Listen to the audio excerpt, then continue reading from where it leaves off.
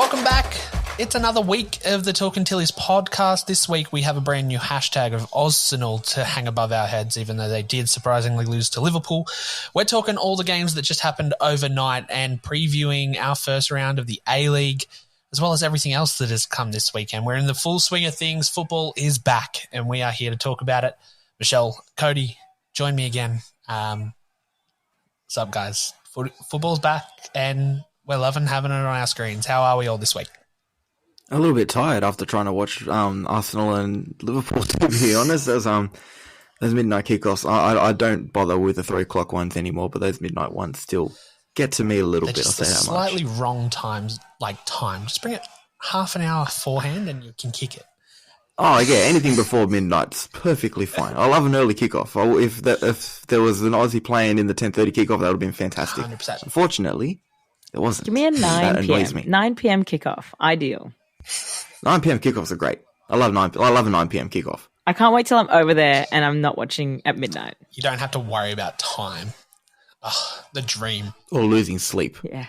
I mean, I might be losing sleep, but different reasons. Not for football. Self-inflicted in that case. Yeah. All right. Big week in football, guys. Let's recap what has happened with our Aussies. Let's start in the WSL. We'll start with probably the biggest success from an Aussie this week. Courtney Nevin gets the goal involvement tally off the board for Aussies in the WSL with an assist as Leicester get up 2-1 over Bristol. Gets the full 90. Remy is out with a knock. Good result for Leicester to kick things off, but Bristol didn't look too bad either. Look, I'm going to start from the Nevin perspective, which when she went last year, I was actually in two minds whether it was the right move for her.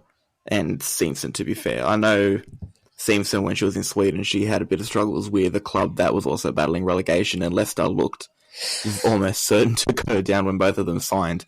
And look, Simpson's been a bit up and down. I know she was moved, and Michelle, you're probably going to have to correct me with this. I think she was even moved into the midfield stage for Leicester. But Nevin's taken the WSL very much under her wing. She's been rapidly improving ever since she got there. It's nice to see Leicester's kept faith in her as well going into this season. She's a starting left back, assist already to her name. It's doing my fantasy team very well, I'm going to say that much. But no, it's great. And look, it's a good start for Leicester as well. I don't think any of us really knew much about Bristol, and they were by far and away our favourite to go down straight away. Look, if they can put up a battle, that's always good for them. It makes the relegation race a little bit interesting, but you know, it's 3 points on the board early for Leicester. It's good for Simpson. It's good for Nevin. It's good for the club. There's no arguments here. Yeah, I mean, Bristol, the last time they were in the WSL, Chloe Lagazzo and Ella Mastrantonio were signed to play there. They didn't play very much, I don't believe. I think Ella probably played a bit more than Chloe did at the time. But yeah, that season they did go down into championship. So yeah, they're back up. But yeah, like you said, really good for Nevin. Great start for her for the season. From what I have heard, it may or may not have also been her fault as to why they conceded one of the goals against Bristol City. But regardless, like, I think it makes up for it. You know, you get the assist, and it was a really good ball as well. But I think also the player who scored was able to just kind of read that situation really well and just go for goal. But yeah, great start for Leicester, great start for Courtney. But yeah, really hope we see Remy soon enough. I do believe she's going to be out for a little while though. Interesting. It's not how I read it on socials. That's good to know. I was going to say, the way they said it sounded like it was just a week. Yeah, it sounded That's like what it was I just a thought knock. too. Yeah. Interesting. Injuries already plaguing us. Let's go from one injury cloud to another. Sam Kerr missing for Chelsea as they down Tottenham 2-1. Apparently rollover from the World Cup. Are we surprised it's taken her another couple of weeks to kind of get into the swing of things, or? Nah, no chance. I think realistically, she was injured going into the World Cup. She wasn't 100% during the World Cup when she was playing. So I think realistically, like, this for her. She's probably going to take as much time as she can to fully rest up and fully heal. They probably won't say it, but I wouldn't be surprised if it was that calf injury kind of flaring back up. But look, they played fine without her. They got 2 goals. Musovic had an absolute howler, though, to concede that goal. But, yeah, credit to Spurs, I guess, for jumping on that, because very easily players don't follow up. So, credit to them. But, yeah, look, I think Sam should take the time to rest up. As we know, there is Olympic qualifiers coming up. And I'm sure she would want to be fit and ready for that. Yeah. I was going to say, how much do you maybe say we rest her for those Olympic qualifiers? Because, look, in reality, the teams that we're playing, we should be able to beat without her. But then again, half the reason why we're playing in Perth is because it's meant to be her return to her hometown. So imagine she misses this camp as well. No, look, I'm going with Michelle. I'm not surprised she's still out.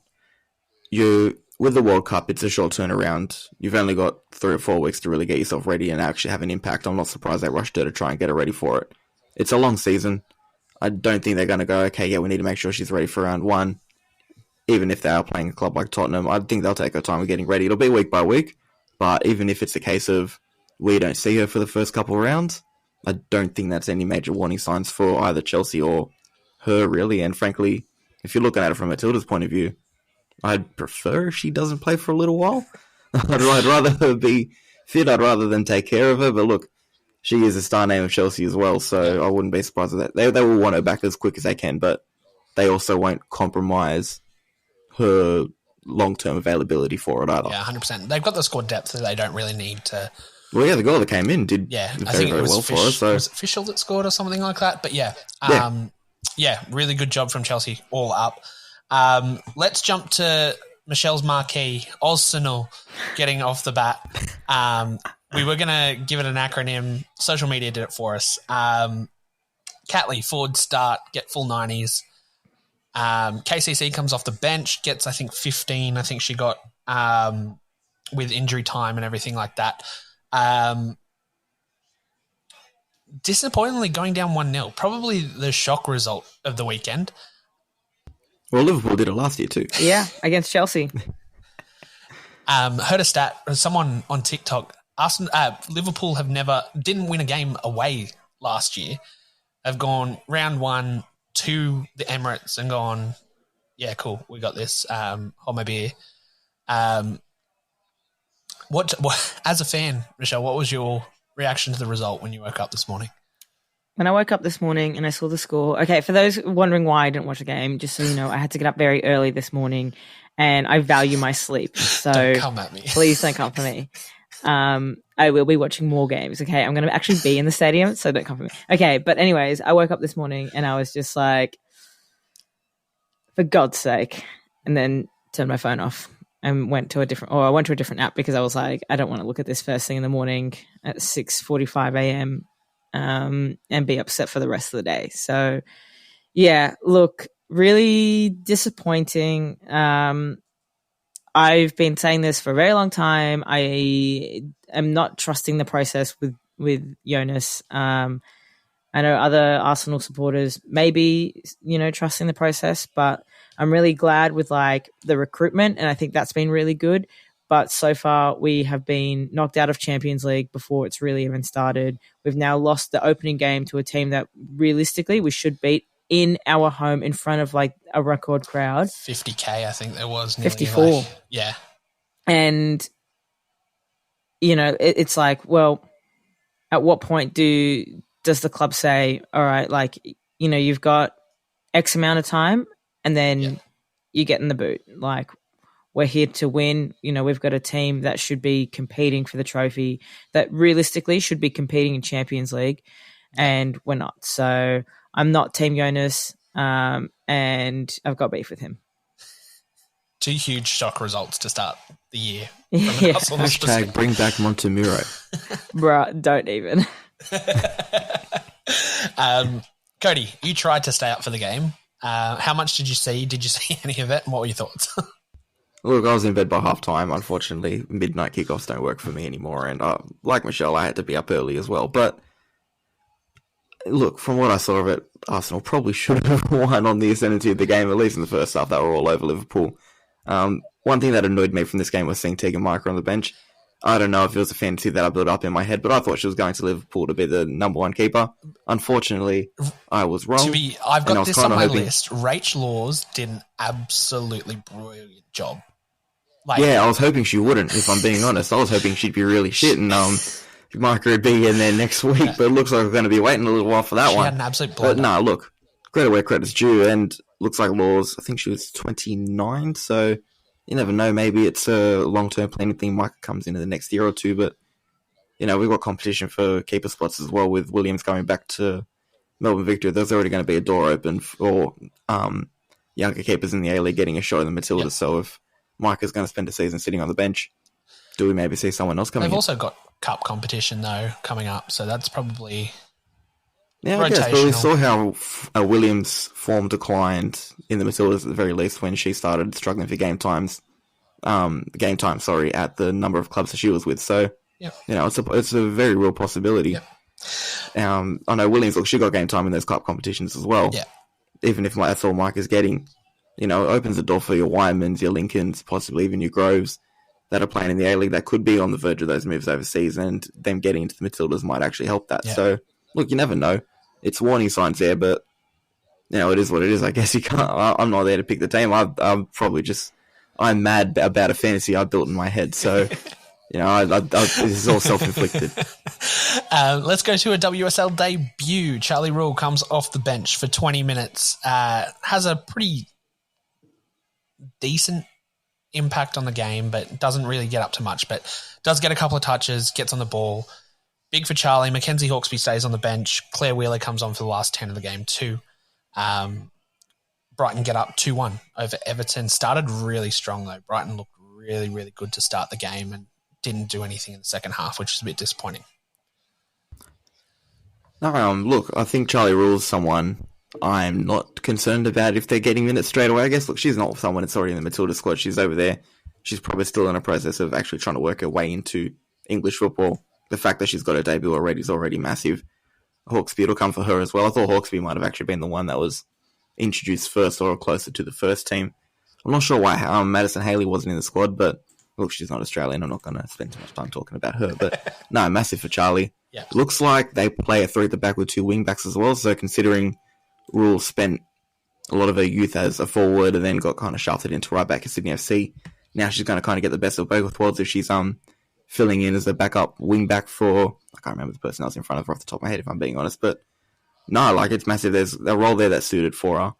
It's a club that's willing to let her develop and clearly has faith in her if they're giving her an opportunity this early. So, no, that's someone I'm not concerned about the minutes that they're going to get, but it's still massive that, they're in the frame already for, even if it's just coming off the bench at this stage. They're at a stage in their development where, that's not an issue. That's okay. And it's a good thing they're on the bench as well. Like we've had a couple of moves over to Europe that didn't get called up yet, probably because of squad depth and competition, but at least they're there in and around the first team with the opportunity of being brought on as well. Michelle?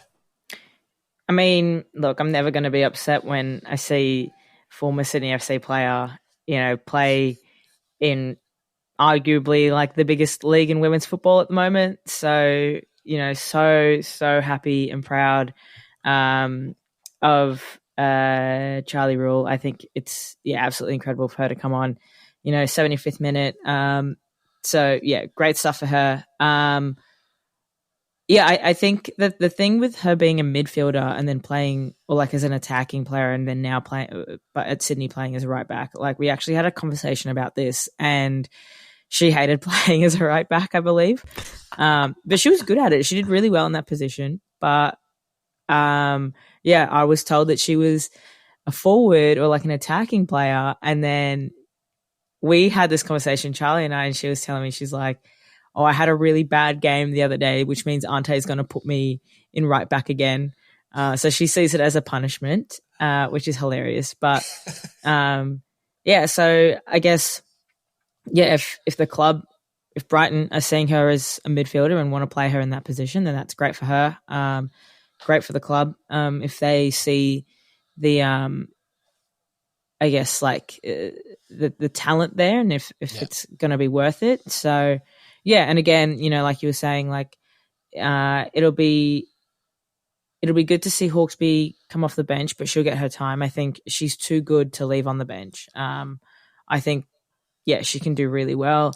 I think it's a bit unfortunate for Claire Wheeler to, only come in the 85th minute. Like, I think she's so good, but no one's giving her the time. No one's giving her the minutes that she needs to kind of prove herself. So, and this isn't to say that Everton's, not a good club, but I just think like surely she could like, fit in well enough, like, and play longer, but I don't know enough. So, I really hope to see Claire Wheeler-Barrow continue to play. Let's jump into our last game this week. Probably the biggest involvement from an Aussie perspective. Really, really happy. We spoke about this 2 weeks ago with the role we thought Mary Fowler should play at City, and it looks like we manifested something because she was a key piece of this offense going forward, which was really, really good to see. Every third minute Fowler was said by commentary, and it looked really good with the ball she was feeding into the box and everything like that. City get up 2-0 over West Ham. We had Mackenzie Arnold in goal. Macca's gone not only in the game with the form that she had in the World Cup saving pens, but also the captain's armband, which is probably the biggest piece of news from an Australian perspective. We've got an Aussie captain in the WSL. Huge stuff. Let's talk this game. Let's talk Captain Macca at the helm. Oh, I mean, I don't think we can underestimate. Sorry. Now you go, Cody. I don't think we can underestimate how massive it is that we've got a captain. So not like we always talk about how it's still surreal sometimes how many players we've got playing at this level, but to now have someone literally leading one of the clubs in probably the biggest in terms of marketable value league in women's football, and there's a club in there that's trusted an Aussie to actually lead the side this season. I don't think that we actually genuinely appreciate it enough. It's massive. It's incredible. And we saw how Arnold was able to step up in the World Cup, not even just from the fact that she stepped up in the penalty shootout. You could see that there's proper leadership traits in there. So she's at a club that clearly respects her. Even when they brought her onto the, I think it's the Iron podcast, I think it was. It's the club's official podcast. And she talked about how much she loves the club and how the moment she got there, she felt like it was home. So they've clearly gone out of their way to make sure that she's able to come into the club, integrate into the club, the City, as well as she could. And it looks like she's their longest serving player as well, which is already incredible to think about itself. But, like, look, I understand West Ham lost the game, but, she's gone into that game, she's saved the penalty, she's making a good account of herself. Yeah. And that's the most important thing. She's our clear number one. It was debatable for the last 2 or 3 years.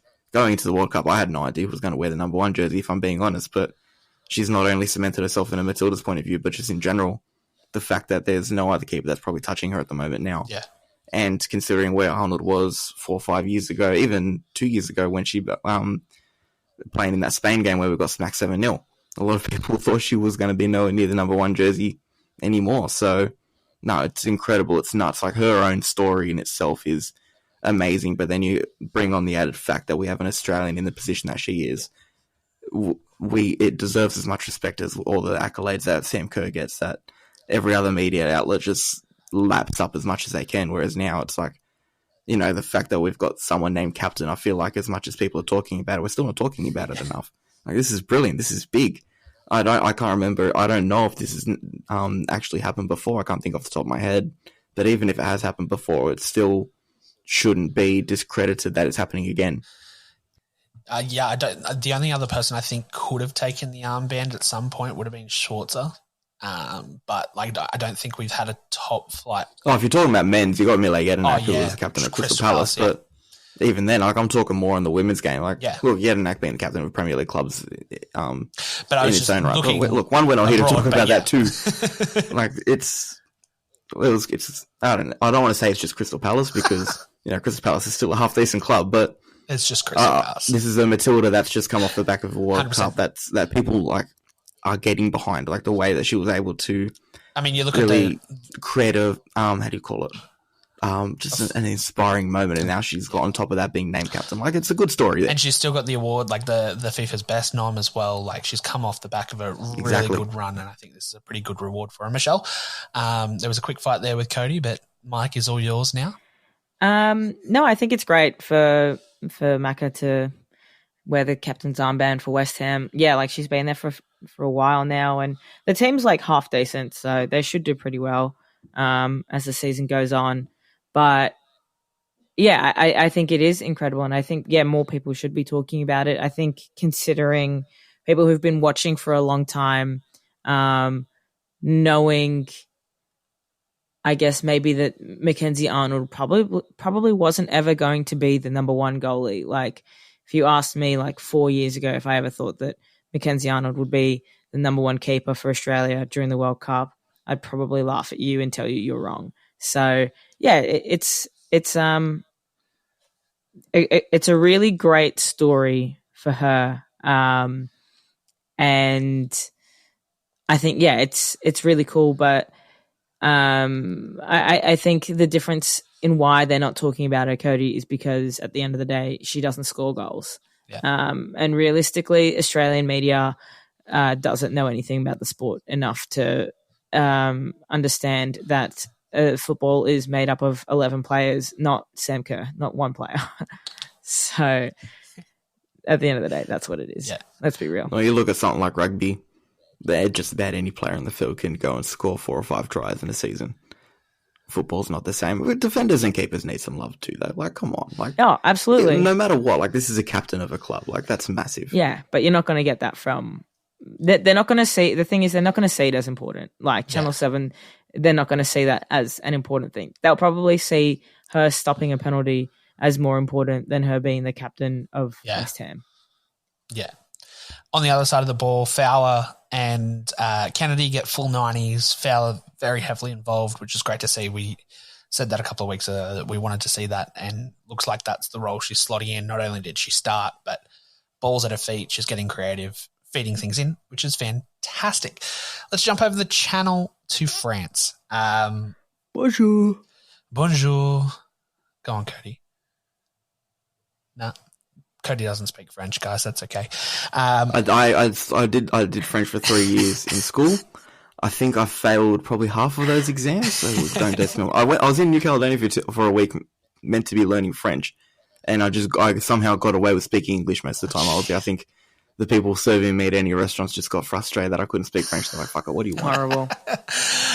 Biggest game of the week, PSG versus Lyon, and Lyon come out on top. Ellie Carpenter plays a full 90. Claire Hunt doesn't get a look into the PSG team, which is probably not surprising this early. Good top-of-the-table clash. Yeah. Look, Carpenter does Carpenter things. Hunt, I think it'll be a few weeks before she actually gets integrated in the side properly. There's a multitude of factors that we've got to talk about here. Like, you're talking, she's just gotten to the country. She's signed after the season started, so she's definitely not going to be implemented straight away. She hasn't had a pre-season under her belt. She probably would have left before Wanderers started their pre-season training as well. So there's probably a fitness factor in that. Language factor.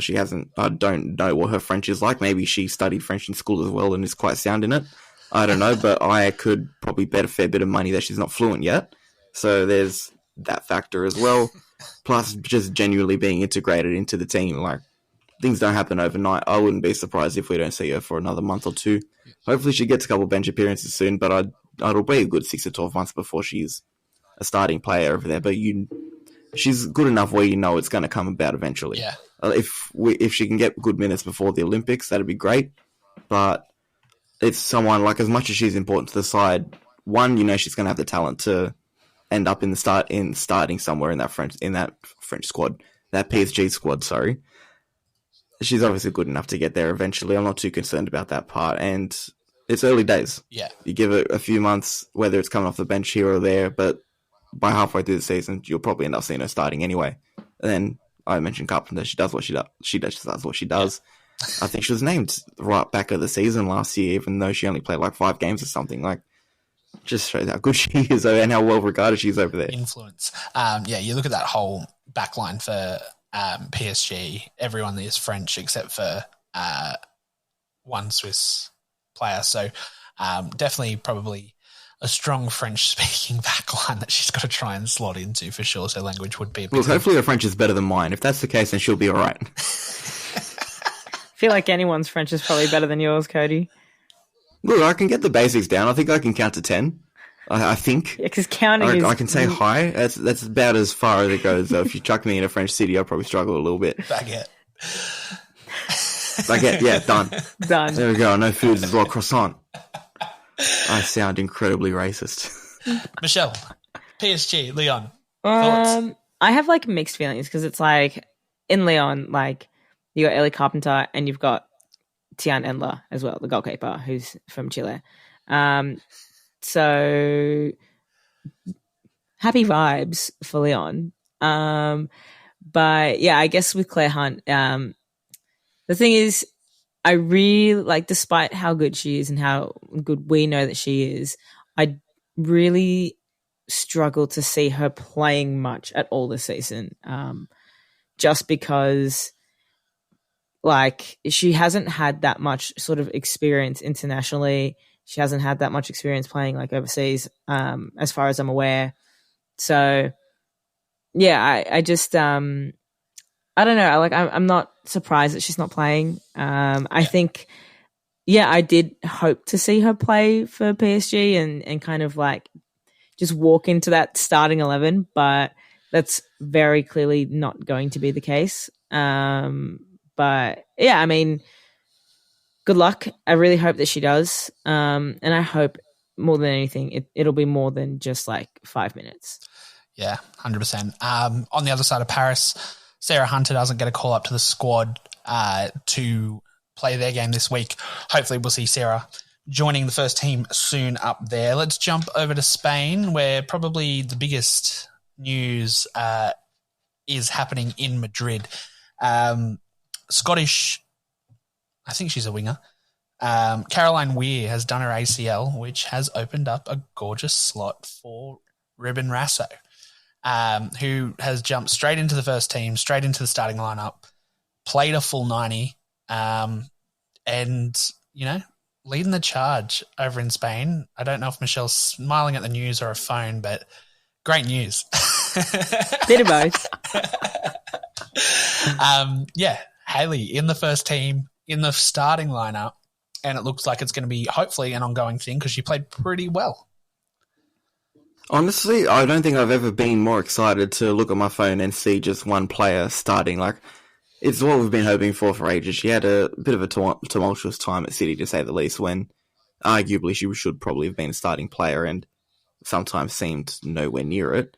But look, for a club like Real Madrid, I think the one thing that I said when she was rumoured to go over there was, I don't know if they'll treat her with the respect that she deserves. Obviously, the fan cultures all around Real Madrid tends to be a bit questionable sometimes. I had people reassure me that it's not as prevalent in the women's team, at least, as it is with the men's, because we all know what the men's fans can be like sometimes, where you have a bad 10 minutes and suddenly you're the worst thing on earth. So, look, if she's going there, they clearly hold her in high regard if they're putting, even with Weir out injured, if they're benching Castillo for her. That's already a big thing in itself. I know she's already had a decent start to the season too. I know you mentioned Sana Bakashelo being shifted out to the left. I'm 90% sure her left is her natural position. If it's not a natural position, we still have to play in the World Cup. She's brilliant on the left anyway. So you're not really losing much there. But no, like Rasa coming in with the talent that they have still there, even with Weir's unavailability. Yeah. There's clearly a trust in there for her to actually spear this side forward.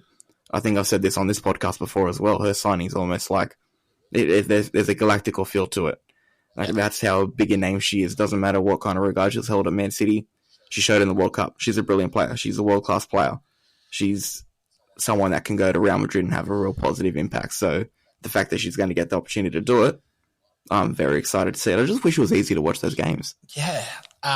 Liga F, I'll go through this later, but Liga F is available on DAZN if anyone wants to get a subscription to DAZN. Can't watch the French league, though. In Australia, there's no license for Australia. I have looked into this. but I'll go through where you can watch everybody. VPN sounding really good right now. VPN sounds fantastic right now. Michelle?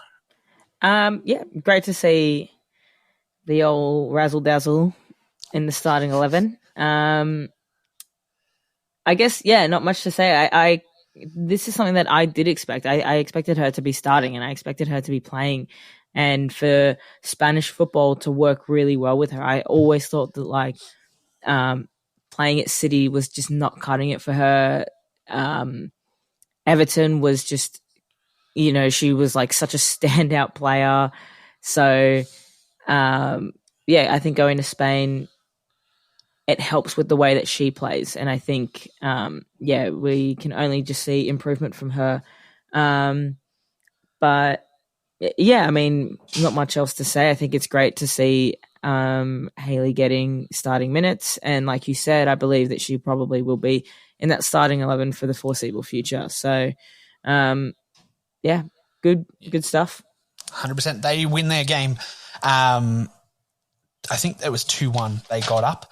And then we jump over to the... Did I write this down, guys? Did I make good notes? Yes, I did. Sporting Huelva nearly upset Barcelona. If you look at the minute-by-minute report, it's a lot closer than I think Barcelona were expecting. But Anna Margraf gets 45 minutes off the bench. Good game time for her against a top-level club. Kind of unlucky not at least to come out with a point from what I can see.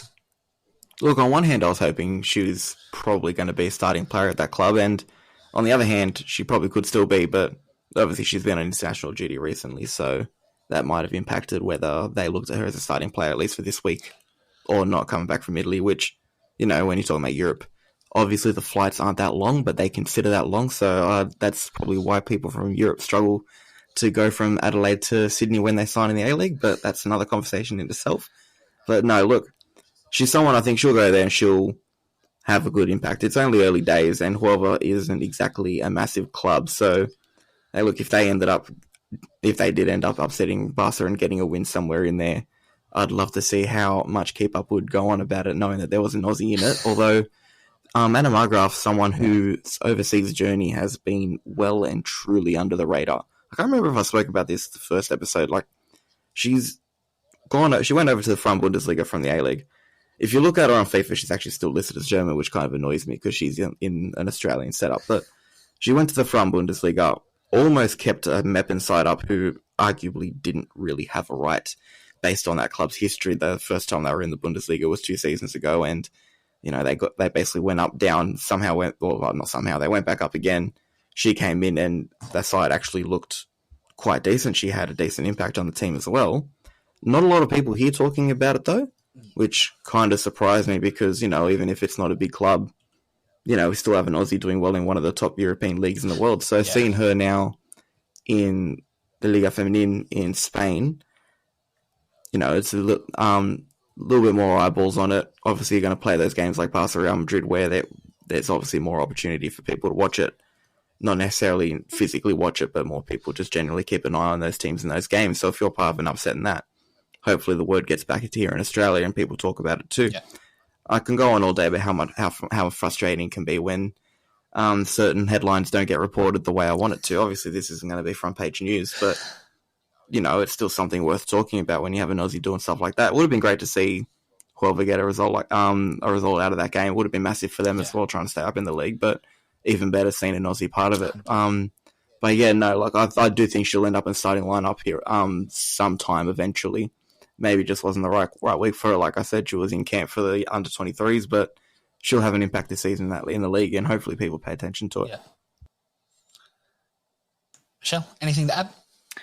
I think any team that can go toe-to-toe with a team like Barcelona is obviously really good for the league as a whole. I think that league needs to be more competitive. So that's all I've really got to say.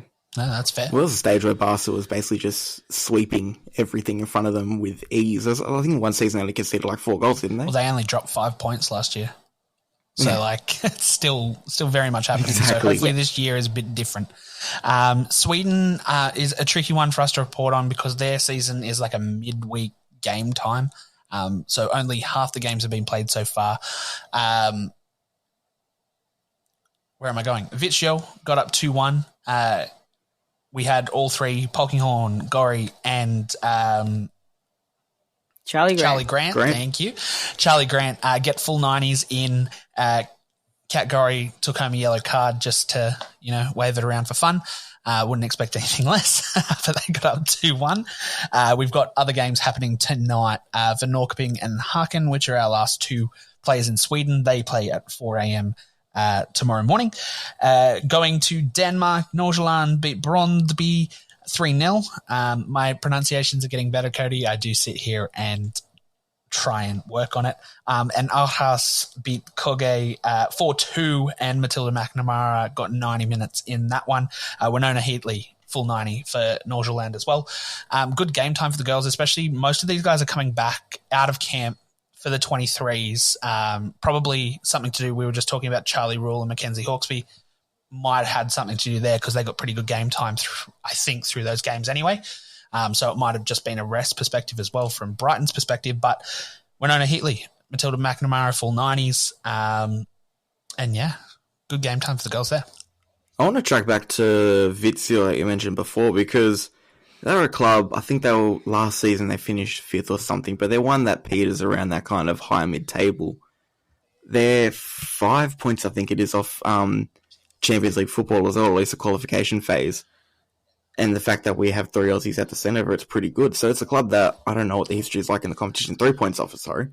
But they're in a real shot. I think there's 2 or 3 games left to go in that competition as well. Yeah. They're in a real shot of making Champions League football. Yeah. So we could have, and Katrina Gorry is easily one of the Matilda's best players at the moment. We could have, that's 3 more Aussies we have playing Champions League football next season. Yeah, well, if they qualify. Obviously, with them, we'd have to wait till BK. July, August next year. But I don't think that should be understated either. That's a massive achievement for the club. And Hammarby, obviously, Cooney Cross and Evan aren't there anymore. Hacken still in the title race with Avi Luik as well. So our girls in Sweden, very, very good. Yeah. I say very lightly because you could probably say a lot more. But hey, if they start moving out of Sweden like Cooney Cross did, might be also yes, it's Champions League, but at least if they go to clubs that are pushing for more in Champions League, could... Well, look, in terms of Luik, Polkinghorne and Gorry, I don't know if they've probably got that ambition to kind of go on another move. That's probably... But Charlie Grant's... Luik and Polkinghorne, they're probably a season or 2 off coming back to Australia. Yeah. Gorry, I think she's embedded in that club. She'll go down as a club legend the way she's going at the moment. But I don't think she's someone that's going to pursue trying to take a step further. I think she's at an age where she's probably just happy with the job security almost as well. So probably not much there. But then you talk about players like Charlie Grant. Yeah. She's probably the one prime candidate that goes, yep, I'm going to use this experience to say, I've had a really good time in Sweden. I've helped the club achieve Champions League football. And that's going to help boost her reputation for a scout to go, okay, come on to England. And she was come on to Germany, come on to Spain. Linked with a move to Chelsea. I think there were rumours in... Who was that? I think it was Chelsea. There was a rumour that she was going somewhere at some point. Villa, thank you. I knew there was a rumour somewhere during the transfer window. So the fact that it's still out there, the possibility come January is very high once their contracts are up and season is ended. Yeah, because I think she's still on loan at Vizio and she's meant to be going back to Rosengard for next season. So maybe Rosengard will look to cash in if they're not planning to use her. So no, you never know. Opinions on Sweden and Denmark. Michelle, come on down. No opinions. Easy. Good stuff. I've got opinions on Denmark. Okay. Well, that's where we started. So, come back to Denmark, Cody. I'll come back to Denmark because you've got Heatley and McNamara there as well. Heatley, I'm pretty sure, was in the 23 squad recently as well. At Nordsjælland, I don't know if I pronounced that correctly. That's one I can't get down. I do apologise, Josh. But my pronunciation isn't perfect. So, some of these things I know, some of them... Yeah, I know. You're celebrating you've got something on me. No. Look, Heatley, I know she's in the leadership group at her club as well. I don't know if she's the captain or just like a co or vice captain. But she's worn the armband for him and not because someone's handed it to her for the last 10 minutes of a game. Like, she's physically led the side out on occasion. So they're holding her in high regard. You go to Arthouse, McNamara, obviously a big player over there too. So that's two centre backs who, in a decent league, are starting to make a name for themselves. And you talk about players trying to use this as a platform to really make a step in their career. They're two players that we can see playing in the top leagues, and because they've got that European experience, probably going to the top leagues and being a starting player straight away. Yeah. So, and obviously I mentioned Lewick and Polkinghorne are 1 or 2 years off coming back to Australia. They're probably even closer to being phased out of the Matildas, even if it's not from a squad perspective, from a lineup perspective. Actually, I think that's pretty much already happened. Our starting centre-back duo at the moment would very clearly be Hunt and Kennedy, but we're going to need replacements, so we're going to need younger replacements. So we've got those qualifiers coming up in Perth. I don't know which one it'll be, but I would like to see at least one of them named in the squad. McNamara probably seems the more likely choice, but I don't think we should be sleeping on Heatley. Yeah. I think once she's ready to come into the Matildas, she's going to be really, really good. And she's probably not. She won't take people by surprise. Anyone that's been following her will expect it, but I think it'll be. I can't think of another word for other than surprising, but it'll be a good pickup, and maybe take a little people by the wayside, thinking, "Oh, I haven't heard of this person before." Yeah. If they haven't really watched the A-League or haven't watched it before 2 seasons ago when she was last here. Yeah, that's a good segue. We'll come back to the US, where EVE had a pretty good week this week. We got a question from Sky Blue Stories for us to address something. The Sydney FC podcast, Michelle, shout out to you guys in blue. They asked us if we are surprised that, unlike the US and other national teams, we haven't seen any retirement announcements from our Matildas. We've mentioned a couple of times people that are probably on the fringe of hanging up the boots or could be at that stage of stepping aside. Lydia Williams, Claire Polkinghorne, Avi Lewick. Are we surprised that none of these guys have come out after a successful World Cup and gone, yeah, cool, all right, I've done what I need to do? Yes, I am very surprised. I thought, there would be a moment where they just said, all right, that's it, hanging up the boots, at least for international football, like for the Matildas, and then kind of kept playing for club football. But, I don't know. I think it is strange. Maybe not strange. I think it's just a bit, how you going, Yeah.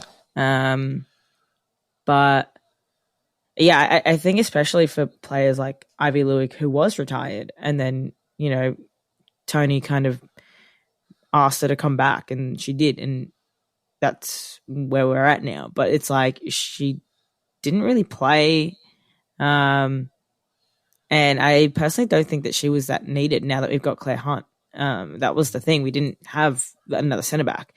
So, players like Claire Hunt, Claire Polkinghorne, Kaya Simon even, like, I'm just surprised that they're still around, I guess. But don't know. Guess we'll see.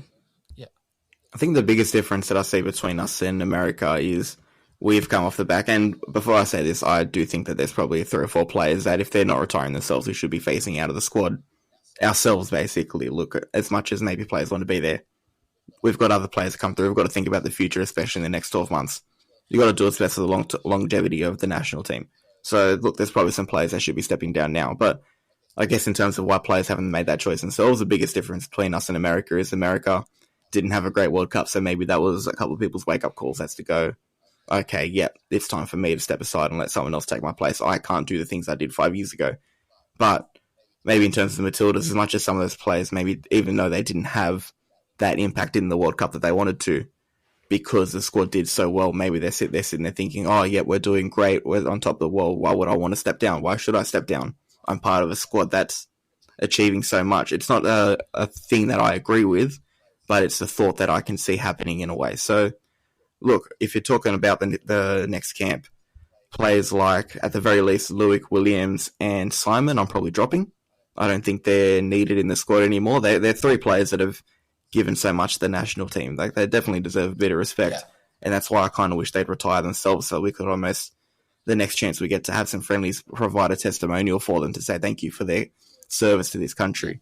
But otherwise, it's got to be a case of we've got to drop them ourselves. But on the other hand, when it came to the Lionesses, Jill Scott and Ellen White retired on a high after winning the Euros. So they were like, all right, we've done this. Like, now we can retire, and they didn't play the World Cup. So could have had the same mentality, sat on the bench, didn't get any minutes, and gone, cool, I made second in the World Cup and then retired. But they were like, cool, we need to let the next people through. And I think, Well, retiring on a high would be great. Like that's if I was in that position, I'd be saying, bloody hell, we've just come fourth at a World Cup. This is our greatest achievement. I'm not going to try and push any further than I needed to. I've done what I needed to do. Retiring on a high is great. If I was in, and I'm going to move over to the men's game to use this example, if I was Messi, the moment I won the World Cup, even though I was still contracted with PSG, I'm saying, nah, fuck this, I'm done.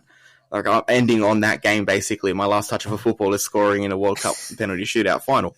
World Cup final penalty shootout, sorry. Retiring on a high is great, and I really wish these girls would do that, but, I can see that train of thought where if there is a case of, okay, we're in a good squad, why should we leave?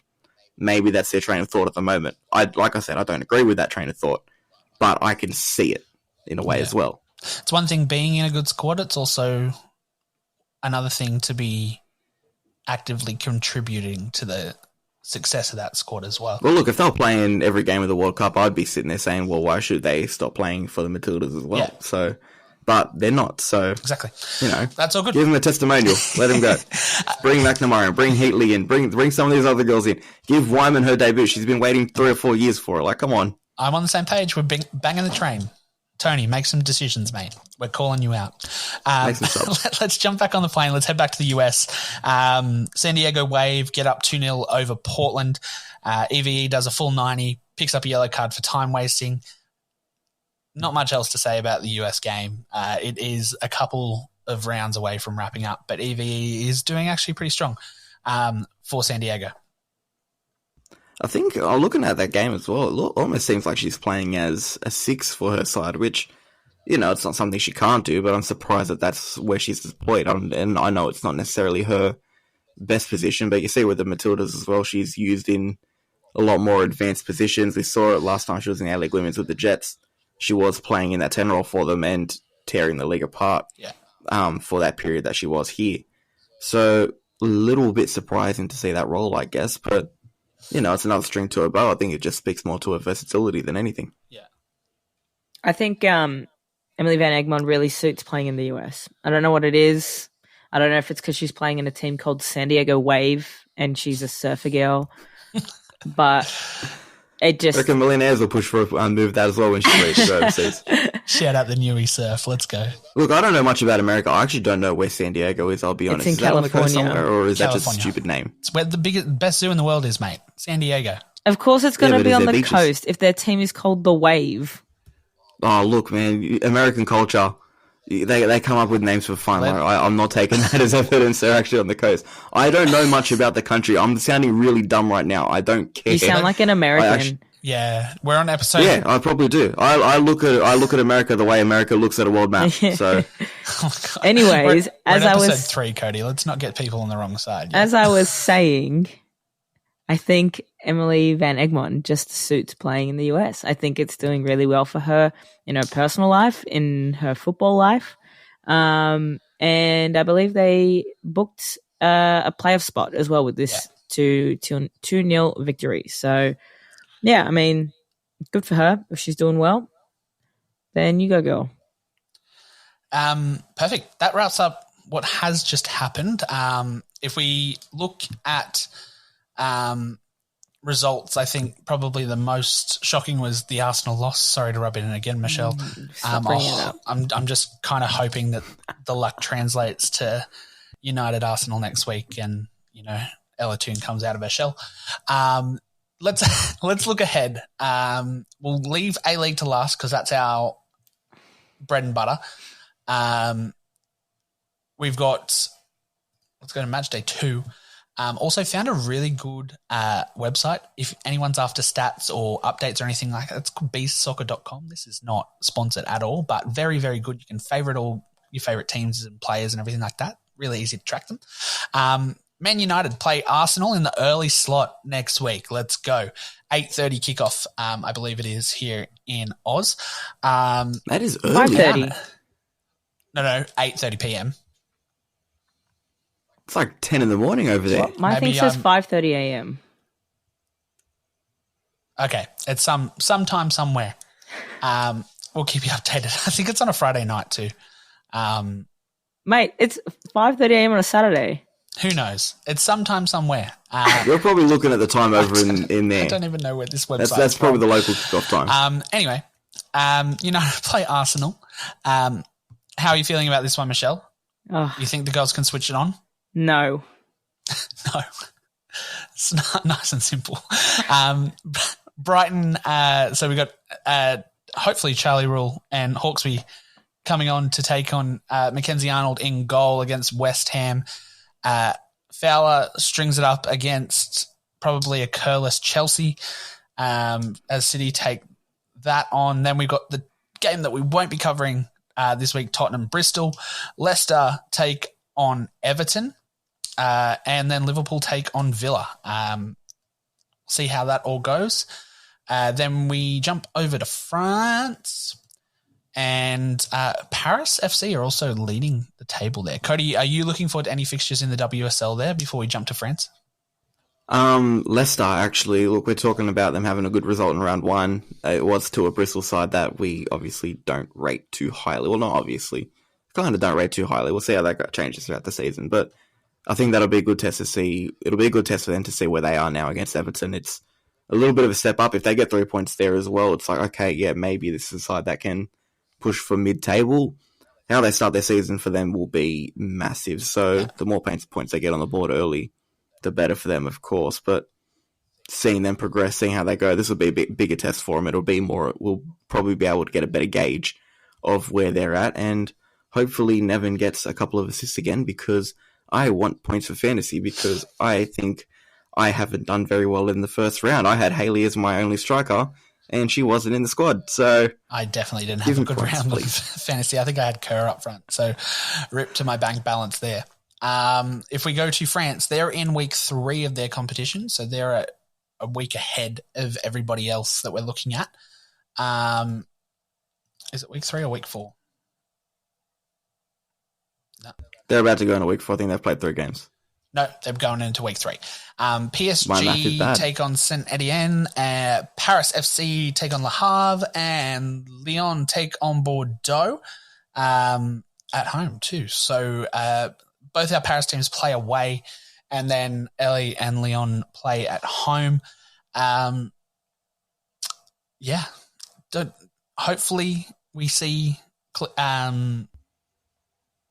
Sarah Hunter in the mix. You mentioned her, actually, and I think it just speaks to the quality that's in front of her as well. She's gone to the top side in France at the moment. I don't know if they're actually going to stay there or not, but clearly there's something special about them at the moment if they're able to be this at this stage of the season, if it's only 2 rounds in, and be top of the table. Yeah.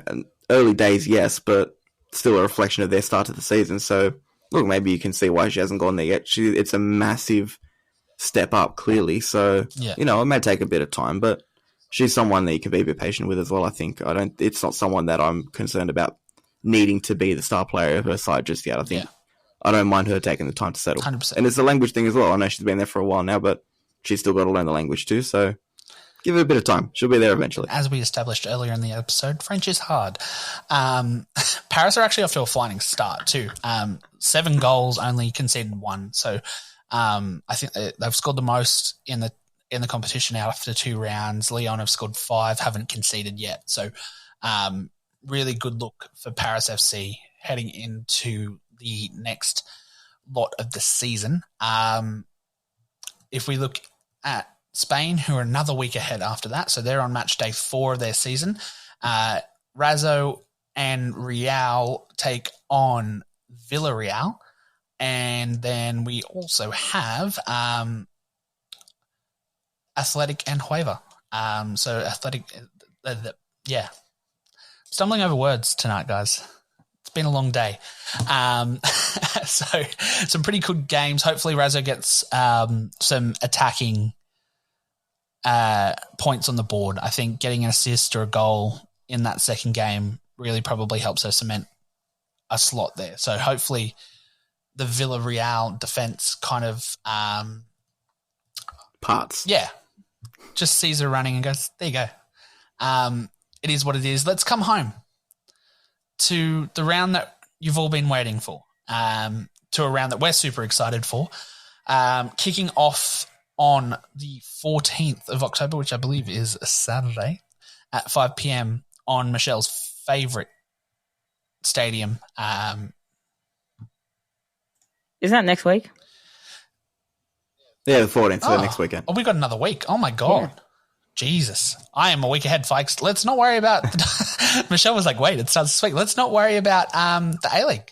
That we've got another whole week before we have to preview the A-League. We will lose Michelle. In fact, that sucks. I'll be there to preview it. Okay. Just won't be there to see it. I just won't be there to see it physically. So, yeah, what are we looking forward to over the next week, guys? Is there anything that you guys think we should keep an eye out for looking at match day 2? Yes, I think very important. Let's have a look at those attendances in the WSL. I think this round it was really great to see Villa Park packed out, Stamford Bridge packed out, and obviously the Emirates as well. So I think one thing that the WSL is doing really well is growing their audience. But I do wonder at what point does it become almost a bit of a danger in terms of how small their grounds that they normally play at are. Yeah. Because some of them only hold like 3,000, 4,000. You saw that watching the Everton game. Like it was a very small, very local kind of Australian Cup kind of vibe. Like stadium. So, a lot of people standing around the edges and things like that. So I think it'll be really interesting to see that. And I guess, how Arsenal can bounce back from a disappointing loss, but away to Manchester United. Yeah. No, you talk about that stadium debate. It's interesting with the WSL because you said a lot of them play in stadiums that only hold 3,000 or 4,000. A lot of those clubs, those, the bigger clubs as well, and look, for maybe a club like Arsenal, this isn't a key issue because they probably could not necessarily sell out the Emirates, but I reckon they can come very, very close to it. But a lot of those clubs, Chelsea's probably the best example where they've either got to play in a 5,000-seater stadium or a 45,000-seater stadium. So it's a massive jump there as well. So where do you find that balance? If you need to get 10,000 people in a stadium, do you play at Stamford Bridge and compromise atmosphere, or do Chelsea maybe need to find an intermediate venue as well? I think there was an old Wimbledon stadium they might have used to use as well. I'm not 100% sure on that, but it'd be interesting if they go, okay, yeah, we're going to play everything in the main stadium, or if they maybe try and find that middle ground and go, hey, there's a 20,000-seat stadium here. Let's maybe move into that. I reckon that's probably the best step as well. If you slowly, gradually grow the game and give that atmosphere that they deserve and keep people rolling in, because that'll be how you organically grow a crowd as well. Yeah. I think a club like Arsenal, you saw them get 50,000 in the Emirates. They obviously don't have that issue. That's not something for them to worry about. Their crowds, I think they've always played games in the Emirates, but I think for the most part, they've usually just not always. No, I think their home ground is Bournemouth. They share it with Bournemouth. Yeah, a non-league club as well. I thought they played a lot of their games at the Emirates still, but I know they didn't. But usually when they do play at the Emirates, I know in the past they've only opened up that one side of the stadium, whereas now it may not be a sellout by 54,000 people in the Emirates. That still does the atmosphere justice. There's definitely no issues with that. They sold out last year during the Champions League. They had a full stadium. Yeah, that's what I mean. Like they've got no issues filling the Emirates when there's at the very least a big game on. But someone like Chelsea with Stamford Bridge, I think their crowd was 14,000. Yeah, 14K. Yeah. So look, good crowd, but do you play that at Stamford Bridge, or do you maybe find a middle ground and try and find a 20,000-seat stadium to do that consistently as well? If you're talking about what I'm looking forward to the week, though, and I know the conversation around the Nordic competitions was probably not high on the list, but that competition's wrapping up. There's so much to play for at this end of the season. The Luik fighting for the title, Gori, Pox, and Grant fighting for Champions League football. I'm excited to see how that finishes, actually. Each week we get closer to seeing how they're going to go.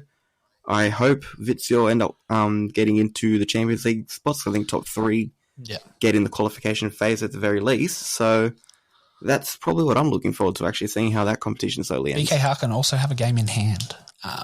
as well. There you so they've actually got like 4 games to play, which will be good. So I think they'll definitely wrap up one of those spots unless they tumble and fall. But they're 3 points behind at the moment with the game in hand, which is really good for them.